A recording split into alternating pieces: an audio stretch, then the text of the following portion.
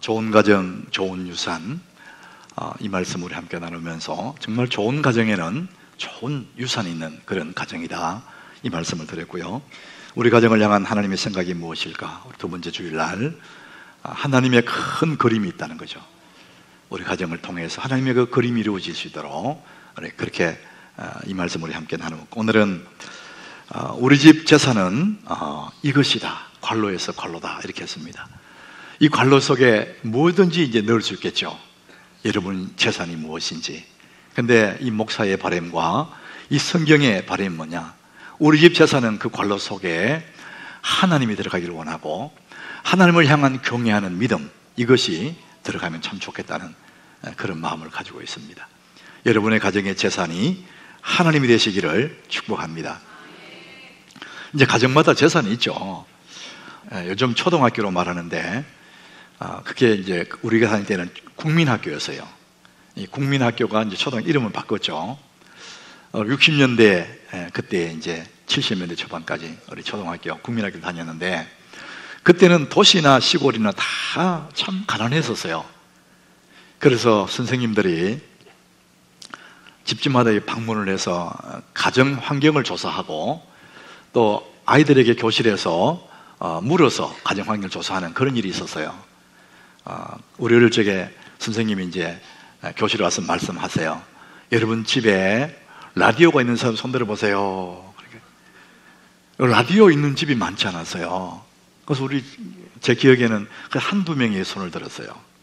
그 다음에 손 내리세요, 두 명이 적어놓고, 여러분 집에 시계 있는 사람 손들어 보세요. 그래, 시계. 이런 벽시계 있잖아요. 이런 벽시계 밑에 시계 치고 왔다 갔다 하는 그 벽시계 있는지, 그게 그 당시에는 부의 상징이었어요. 저는 손을 못 들었어요. 그런데 그런 집이 그저 몇 집이 있어요. 여러분 집에 텔레비 있는 사람 손 들어보세요. 그러면은요, 거의 손을 안 들어요.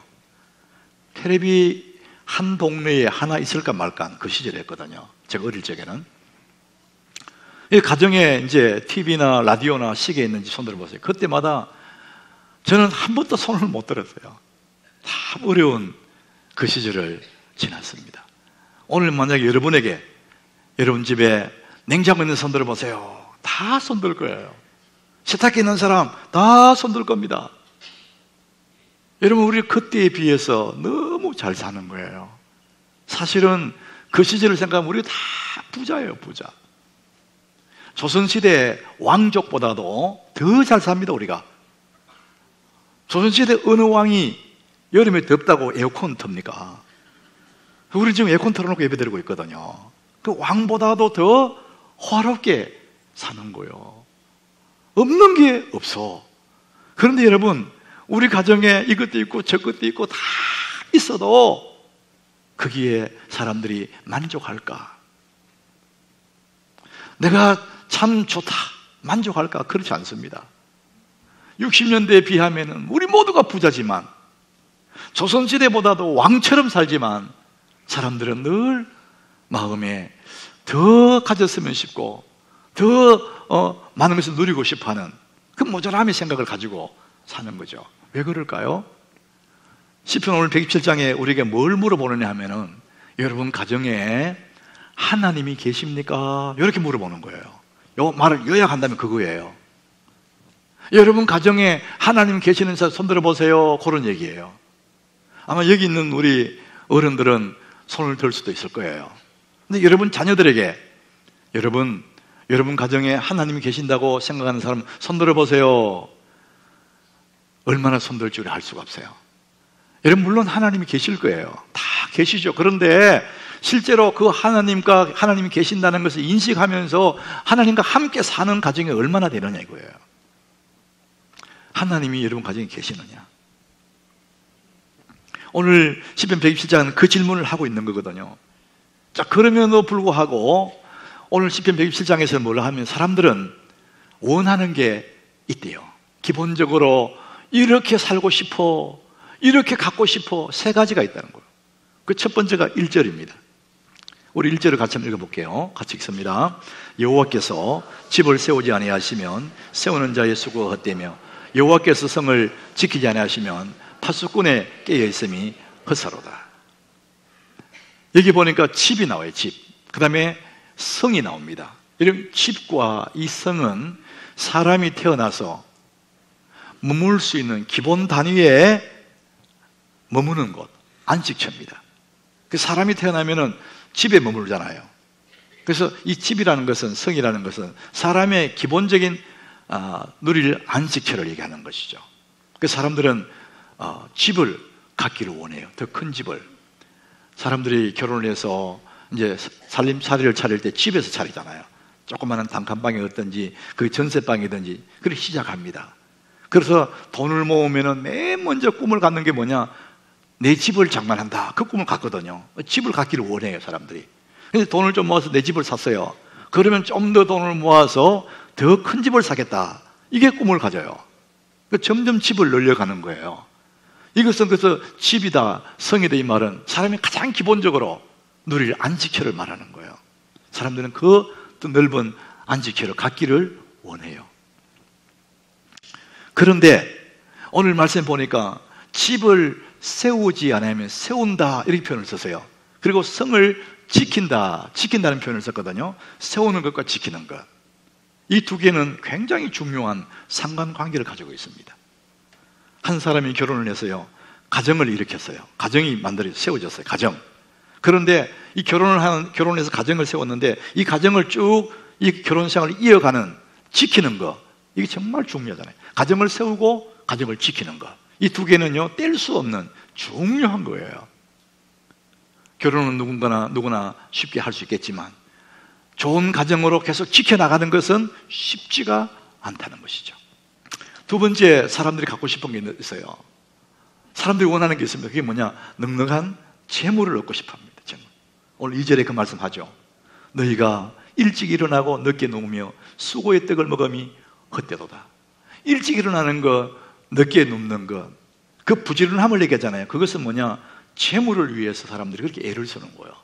돈을 벌기 위해서 일찍 일어나고 늦게 눕는다, 이런 얘기를 하는 거예요. 여러분, 사람들을 움직이는 그 뒤에 무슨 힘이냐? 돈의 힘이에요. 돈으로 사람을 움직이는 거거든요. 여러분, TV 뉴스나 신문 뉴스 볼 때 큰 사고들, 사건들, 그 뒤에는 반드시 돈이 있습니다. 돈이 사람을 움직이게 만드는 거예요. 그래서 돈이 굉장히 중요하다. 돈을 영어로 money라고 그러잖아요. money. 도둑이 남의 돈을 훔쳐가는 그 돈이 뭐냐면은 설거 money라고 해요. money. 누가 그렇게 재밌게 말을 만들었어요. 계란을 판 돈은 뭐냐? 에그 money예요. 생각만 해도 골치 아픈 돈이 있대. 생각만 해도 골치 아픈 돈. 시어 머니. 하여간 돈이에요, 돈. 이 돈 문제가 사람을요, 이렇게 저렇게 끌고 가는 거예요. 그 아침 일찍 일어나고 늦게 눕는다. 그건 뭐냐? 돈 문제예요. 예수님도 이 돈 얘기를 했었어요. 마태복음 6장에 24절 이렇게 예수님이 하시는 말씀이, 한 사람이 두 주인을 섬기지 못한다 했거든요. 그리고 두 주인이었냐? 하나님과 재물을 겸하여 섬기지 못한다.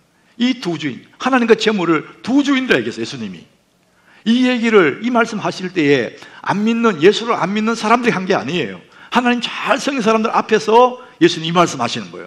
한 사람이 두 주인을 못 섬겨. 두 주인 누구냐? 한 주인은 하나님, 한 주인은 돈이라는 거예요, 재물. 그만큼 사람들은 이 돈을 하나님의 수준까지 올려놓고 섬기는처럼 나간다는 겁니다. 돈이 중요하다는 거예요. 성경은 분명하게 말합니다. 우리에게 인간들은 모든 사람들은 일찍 일어나고 늦게 누우면서 부를 추구하는 사람들이에요. 그렇게 성실하게 사는 것을 말해주고 있어요. 사람들은 이 부를 갖기를 원해요. 세 번째, 오늘 본문에서 사람들이 또 원하는 게 또 있습니다. 그게 뭐냐? 자녀들입니다. 자녀. 나는 고생하지만 내 자식은 그렇게 안 되기를 바란다. 이게 모든 부모의 마음이에요. 오늘 3절에 보니까 그 말씀 하고 있거든요. 우리 3절을 우리 같이 읽어보겠습니다. 보라, 자식들은 여호와의 기업이요 태의 열매는 그의 상급이로다. 자, 우리 모두가 자녀를 잘 기르고 싶어요. 자, 그렇다면은 자녀에 대한 개념, 자녀에 대한 생각을 고치셔야 됩니다. 부에 대한 생각을 바꾸는 것처럼 자녀에 대한 생각을 바꾸지 않으면은 자녀를 올바르게 교육할 수가 없어요. 성경은 뭐라 그랬냐? 자식들은 누구냐? 여호와의 기업이래요. 태의 열매는 그의 상급이다. 이게 무슨 얘기죠? 자식은 우리에게 주신 복이지 짐이 아니라는 거예요. 자식을 둘을 줬든지 셋을 다섯을 줬든지 자식은 내게 복이지 짐이 아니라는 개념. 또 하나, 자녀는 여호와의 기업이라는 겁니다. 내가 원하는 대로 얘를 끌고 가는, 나의 욕망을, 내가 못한 일을 주는 그런 존재가 자식이 아니고, 이 자식은 여호와의 기업이라는 거예요. 하나님의 뜻을 이룰 하나님의 기업이지 내 꿈을 이루는 자식이 아니라는 거예요. 이게 성경이 말하는 자녀에 대한 생각입니다. 그러므로 우리는 이 자녀에 대한 이 하나님의 기업이기 때문에 자녀를 잘 기르는 것이 부모의 1차적인 가장 중요한 사명이에요. 왜 그러냐? 오늘 이 말씀에 보니까, 이 4절에 보니까 자식을 기르는데, 젊은 자의 자식은 장사의 수중에 화살 같다, 이런 표현을 써요. 여러분, 장사, 화살, 이거 뭐 전쟁에 쓰는 도구잖아요. 화살을 메고 전쟁하는 그 전쟁에 나가는 그 그림을 자녀 교육에 끌고 들어오는 거예요. 여러분, 이게 굉장히 중요한 의미를 하고 있습니다. 여러분, 스포츠 경기는 저도 괜찮아요. 근데 전쟁에는 지면 종이 돼요. 스포츠는 다음에 기회가, 전쟁은 지면 기회가 없습니다. 자녀 교육은 마치 전쟁하듯이 그만큼 중요한 것이 뭐냐? 자녀 교육이라는 겁니다. 장사의 수중에 화살 같다는 거예요. 우리가 설렁설렁 할 것이 아니라는 겁니다. 부모에게 가장 중요한 1차 사명이 뭐냐? 자녀를 잘 기르는 거라는 거예요. 그것은 전쟁에 나가는 장수 같은 그런 심정으로 길러야 된다, 이런 얘기를 하는 거예요. 유대인들은 원하는 것을 어떻게 얻는가? 이것도 한번 읽어볼 만한 책인데요. 그들은 원하는 것을 어떻게 얻는가? 그 책 속에 정말 중요한 얘기를 이렇게 썼어요. 한국인들이 가정교육에 있어서 세계 최고라고 생각한다면 큰 오산이다. 한국인은 사교육 시장에서 최고의 열성을 자랑하지만 정작 부모들은 자녀를 교육하는데 서툴 뿐 아니라 시도도 하지 않는다. 한국인들은 돈으로 교사를 사서 자녀를 교육시키지만 유대인들은 가정에서 직접 자녀를 가르친다, 이런 얘기를 해요. 부부가 서로 밖에 나가 돈을 벌어가지고 그 돈으로 아이 과외시키고 학원 보내고 그러면 교육 잘 시킨 줄 생각해요. 여러분, 그것만 교육이 아니거든요. 인간적으로 가장 기본적으로 인간 됨됨이나 이 가슴의 스케일을, 마음의 크기를 키워주는 그 교육을 하는 곳은 가정, 부모가 아니고 누구도 대신해 줄 수 없는데, 우리는 이거 다 빼버리고 어떻게 하든지 돈을 벌어가지고 선생님을 고용하고 학원을 보내고 과외를 시켜가지고 그러면은 교육하는 걸로 생각하는데, 여러분, 그것은 한 부분에 불과하다는 것이죠. 우리는 무심코 자녀들에게 뭔가를 물려주고 있습니다. 우리는 무심코 아이들에게 뭔가를, 유산을 주고 있는 거예요. 그게 좋은 것인지 나쁜 것인지도 모르고. 여러분들은 지금 뭘 가르치고 있습니까? 우리 다음 세대 아이들에게 뭘 유산으로 물려주고 있나 이거죠. 세상에는 학벌 좋은 사람이 있습니다. 세상에는 좋은 직업을 가진 사람이 있어요. 세상에는 좋은 성품을 가진 사람도 많이 있습니다. 여러분들은 어느 군에 속합니까? 좋은 학벌 가졌어요? 여러분, 좋은 직업 가졌나요? 여러분, 좋은 성격을 가지고 있나요? 여러분, 좋은 성품, 좋은 직업, 좋은 학벌 다 좋은 거지만 그보다 더 좋은 거 있습니다. 여러분, 그보다 더 훌륭하고 더 좋은 게 뭐냐? 하나님을 사랑하는 사람입니다. 마음을 다하고 뜻을 다하고 힘을 다해 하나님을 사랑하는 그 사람은 학벌이 좀 모자라도 괜찮습니다. 직업이 좀 안 좋아도 아무 문제 없습니다. 하나님 은혜로 멋지는 인생을 살아가게 될 것이기 때문에 그렇습니다. 하나님이 주인이 되셔야 됩니다. 그 하나님을 사랑하는 사람이라면 이 모든 것들이 문제가 되지 않습니다. 그럼에도 불구하고 사랑하는 사람들, 자녀들을, 또 우리는 더 큰 집을, 더 많은 재물을 얻기를 원하거든요. 여러분, 이 모든 것을 어떻게 얻을 수 있을까? 우리 이 모든 것을 어떻게 누릴 수가 있을까? 성경은 말합니다. 많은 재물도 복이지만 더 큰 복이 있다는 거예요. 좋은 학벌도 복이지만 더 큰 복이 있다는 겁니다. 잠언 10장 22절에 이렇게 말합니다. 우리 같이 읽어보겠습니다. 여호와께서 주시는 복은 사람을 부하게 하고 근심을 겸하여 주지 아니하셨느니라. 여러분, 이 말씀을 완전히 외워버리세요. 다시 한번 읽어보겠습니다. 여호와께서 주시는 복은 사람을 부유하게 하고 근심을 겸하여 주지 아니하시느니라. 하나님이 주시는 복이 특징이 있는데 부하게 한대요. 이 부하게 한다는 것은 상대적이 아닙니다, 여러분. 이건 주관적이죠. 그 사람으로 하여금 만족할 만한 그 부를 주신대요. 그리고 또 하나는 그렇게 하시되 근심하게 하지 않는데, 근심을 겸하여 주지 않는다는 것이죠. 여러분, 많이 가져도 근심하는 사람은 복이 아닙니다, 여러분. 대단한 집에 호화롭게 산다 할지라도 걱정 근심에 매인 그 사람은 복 있는 사람이 아닙니다. 하나님이 주시는 복의 특징이 뭐냐? 우리로 하여금 넉넉하게 살아가게 하시지만 내 마음에 근심을 겸하여 주지 않는다는 것이죠. 오늘 2절에 그 말씀합니다. 너희가 일찍 일어나고 늦게 누우며 수고의 떡을 먹음이 헛되도다, 이렇게 말씀하신다면, 그러므로 여호와께서 그의 사랑하시는 자에게, 그에게 사랑하시는 자에게 무엇을 주신다고요? 잠을 주신대요. 그런데 여기서 말하는 하나님이 사랑하는 사람에게 왜 잠을 주신다고 말했을까? 잠이 뭘까? 잠, 그것은 한없는 평안과 안식을 말해요. 여러분, 걱정, 근심을 머리 아프게 하다가도 잠이 들면 다 잊어버리는 거예요. 그 공포, 두려움도 잠이 드는 그 순간에는 안식입니다. 그리고 한없는 평강이에요. 그래서 하나님은 사랑하는 자에게 그 안식을 준다, 그 평안을 준다는 표현으로 사랑하는 자에게 잠을 주신다, 이렇게 말씀합니다.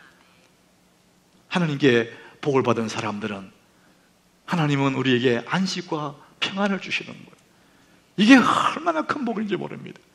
여러분, 그 복을 받으시기를 축복합니다. 예수님이 누가복음 11장에 이런 말씀하셨어요. 그게 바알세불 얘기가 나와서 귀신 얘기 나왔는데, 사람에게 귀신이 나갔어요. 귀신을 쫓아냈어요. 그 귀신이 나갔거든요. 근데 귀신이 돌아다닙니다. 막 돌아다니다가 나중에 아유, 쉴 곳이 없네, 내가 나왔던 집에 가보자. 근데 다시 돌아와서 나왔던 그 사람에게 찾아왔어요. 와보니까 그 사람 형편이 어떻게 되다? 성경이 이렇게 말해요. 누가복음 11장 25절에 가서 보니 그 집이 청소되고 수리되었대요. 여러분, 이거 굉장히 중요한 얘기거든요. 귀신이 떠났어요. 그리고 그 사람 집에 다시 와보니까 그 집이 청소되었고 수리되어 있대요. 그 얘기는 뭐냐? 이 사람이 노력을 한 거예요. 힘쓰고 애썼어요. 그리고 사람이 삶의 가치를 높여놨어요. 막 애를 쓰고 노력해가지고, 그래서 이것도 가지고 저것도 가지고 있고, 그 다음에 이 사람이 도덕적으로 깨끗해가지고 자기 의지로 예수를 안 믿지만 예수를 믿는 사람보다 더 깨끗하게 사는 거예요. 그게 청소되고 수리되어 있는 거예요. 자, 그랬을 때 귀신이 뭐라 그랬냐? 그 다음 절 한번 보세요. 그 다음 절에 이렇게 말합니다. 깨끗이 수리됐는데 이에 가서 저보다 더 악한 귀신 7을 데려오는 거예요. 집이 깨끗하게 청소됐네. 그러면서 가가지고 더 악한 귀신 7을 데리고 와서 그 집에 들어와 버리는 거예요. 그러면 그 사람 나중에 형편이 전보다 더 심하게 되어버렸다. 이게 무슨 얘기죠? 주인 없는 빈집의 위험을 말합니다. 그 주인이, 그 집에 집이 비어있는 거예요. 주인이 없는 거예요. 그러니까 더 악한 귀신 7을 데리고 들어오는 거예요. 여러분의 가정에 주인이 없다면, 여러분 가정에 하나님이 주인이어야 되는데 하나님이 안 계신다면, 인간적으로 애쓰고 노력해서 가정을 일구어 놓아도 그건 집에 수리되고 청소되는 게 불과합니다. 그 가정에 그 악한 것들이 들어와서 가정을 점령하는 거예요. 한 인생에도 마찬가지예요. 우리 한 인생에게 주인이 없다는 것은 굉장히 위험을 얘기하는 겁니다. 예수를 없이, 하나님 없이 바르게 살아가고, 예수 없이 열심히 살고, 여러분, 그것은 굉장히 위험한 주인 없는 빈집을 이야기하는 것이죠. 여러분의 인생의 주인이 누굽니까? 여러분의 가정에 주인이 있습니까? 하나님이 여러분의 가정에 주인이십니까? 그렇다면 여러분은 하나님 은혜를 입은 사람들인 줄 믿으시길 바랍니다. 우리 가정이 빈집이다. 굉장히 위험합니다. 하나님 없는데도 뭘 잘하고 하나님 없이 왜도 열심히 산다. 주인 없는 빈집의 위험성을 이야기하는 것입니다. 시편 127장은 그 얘기를 하는 거예요. 하나님 없는 노력들 다 헛되다. 하나님 노력이 위험하다, 없는 노력은. 그러면서 시편 127장은 질문이라면은, 이게 문제라면은 128장은 답안지입니다. 답안지. 128장 1절에 한번 보십시오. 우리 같이 한번 읽어보겠습니다. 여호와를 경외하며 그 길을 걷는 자마다 복이 있도다. 다시 한번 읽어보겠습니다. 여호와를 경외하며 그의 길을 걷는 자마다 복이 있도다. 두 가지잖아요. 여호와를 경외하는 것이에요. 그 다음에 그의 길을 걷는 자, 이 사람이 복이 있다 그랬거든요. 여러분, 예배에 왔습니다. 여호와를 경외해서 예배에 왔잖아요. 예배를 경외하는 겁니다. 여기서 머물지 않고 여러분 떠나면서 주님의 길을 걸어가는 겁니다. 가정에 가서 주님과 함께 가정에서 주님을 섬기고 직장에 주님과 함께 가는 겁니다. 일주일 동안 주와 함께 주의 길을 걷다가 또 주님을 경외하는 거예요. 주님을 경외하는가, 그의 길을 걷는 자마다 복이 있다는 이겁니다. 여러분, 하나님을 경외하면, 그분의 길을 걸어가면 누구도 예외 없이 하나님의 복을 받게 될 줄 믿으시길 바랍니다. 여러분 가정의 주인이 하나님이 된다면 그를 말미암아 한없는 안식과 평강을 누리게 되는 그 복을 하나님 주신다는 거예요. 여러분, 포드 자동차 있지 않습니까? 요즘도 거리에 보니까 포드 자동차가 많이 들어와 있던데, 그 포드 자동차를 처음 설립한 설립자가 헨리 포드입니다. 자기 이름을 따서 포드 자동차가 만든 거죠. 이분이 그 큰 기업을 경영하다가 은퇴를 하고 시골 고향 마을에 돌아가서 조그마한 집을 지었고 거기에 살아요. 그 큰 회사의 회장님과 어울리지 않는 작고 아담한 조그만 집에 사는 겁니다. 사람들이 볼 때 아이고, 저 회장님이 왜 저런 집에 살까? 어울리지 않습니다. 그랬더니 그 헨리 포드가 이런 얘기를 하죠. 가정의 행복은 건물의 크기에 결정되는 게 아닙니다. 집이 작고 초라한다 할지라도 예수님이 계시면 그곳이 가장 행복한 집입니다. 집의 크기에 행복이 좌우되는 게 아니고 그곳에 주님이 계시면 그 가정은 행복하다, 이런 얘기를 하는 거죠. 유대인들의 가정은 하나님 머무는 신성한 집으로, 신성한 그런 곳으로 그 사람들 믿고 있답니다. 그래서 안식이 시작되는 금요일 밤이 되면 가정마다 촛불을 켠대요. 촛불에 불이 탁 붙는 순간 그 가정은 더 이상 가정이 아니라 성전이 된다고 그렇게 믿고 있습니다. 그래서 그곳에 촛불을 켠 다음에 가족이 둘러앉고 아버지는 그 자녀들에게 신앙의 유산을 물려주기 시작한답니다. 여호와 하나님을 사랑해라. 너는 마음을 다하고 뜻을 다하고 힘을 다해 주 너의 하나님을 사랑하라. 이것을 가르치고 또 가르치고 또 가르치고 뼈에 사무치도록 아버지는 자녀들에게 신앙 유산을 물려준다는 것입니다. 사랑하는 여러분, 이 5월 마지막 주가 지나가는 오늘 이 시간, 저는 여러분의 가정에 이 신앙의 유산이 있는 그런 가정, 여호와 하나님을 섬기는 경외하는 그 신앙의 유산이 물려지는 그런 가정 되기를 바랍니다. 그러면 반드시 여러분 자녀들은 그 유산을 가지고 멋지게 주님의 안식과 평강을 누리면서 이 땅을 살아가게 될 것입니다. 자, 그렇다면 여러분 자녀들에게 주일 성수를 가르치십시오. 어릴 적부터 주님의 전에 올라와서 예배하는 것을 가르쳐야 됩니다. 여러분 자녀들에게 11조를 가르치십시오. 그럼 그 자녀는 평생에 하나님의 공급을 경험하게 될 것입니다. 여러분 자녀에게 교회 사랑하는 법을 가르치십시오. 그럼 그 아이는 평생 교회를 떠나지 않고 교회에서 주님을 섬기게 될 것입니다. 여러분 자녀에게 목회자를 존중하는 법을 가르치십시오. 그러면 그 아이는 평생 목회자의 훈계를 받아들일 것입니다. 여러분 자녀에게 결혼을 주안해하도록 이끌어 주십시오. 그러면 그 아이도 또 신앙의 유산을 또 만들어서 물려주게 될 것입니다. 이 모든 것들을 행할 수 있는 능력은 우리 힘으로 할 수 없습니다. 그래서 우리 그 아이들에게 기도를 가르치십시오. 주의 은혜로 기도하고 또 기도함으로 이 모든 것을 이루는, 그래서 평생에 하나님의 은혜를 누리게 될 것입니다. 여러분 가정에 하나님이 주인이 되고 여러분 가정의 재산이 하나님이 되고 하나님을 경외하는 그 신앙의 유산이 있는 그런 가정 되어서 성경의 말씀대로 여러분 가면 갈수록 좋아지는 하나님의 은혜가 있는 그런 가정 되시기를 예수님 이름으로 축복합니다.